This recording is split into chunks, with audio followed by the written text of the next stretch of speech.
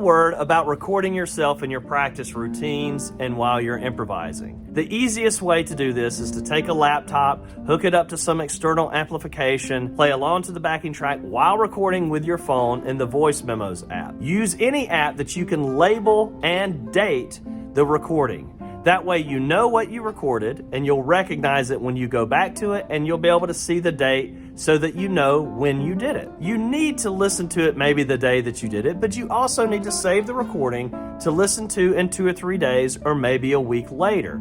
This gives you a little bit of perspective. You're able to take a step back from it and listen to it with fresh ears.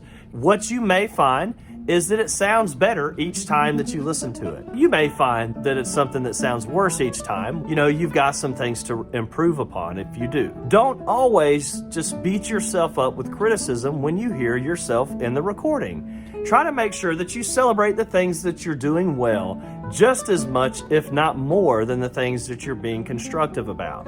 You want to use constructive criticism, but you do not want to be so hard on yourself that it makes life difficult. This process of improvisation, exploration, and discovery is supposed to be fun. It's supposed to be motivating and fresh as you can possibly keep it.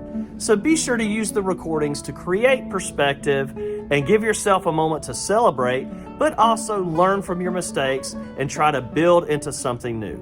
You will have the opportunity to go back and look from a year and know when the date of the recording was, 3 weeks from now, 6 months ago, or a year ago, and hear how much you've improved over that time period.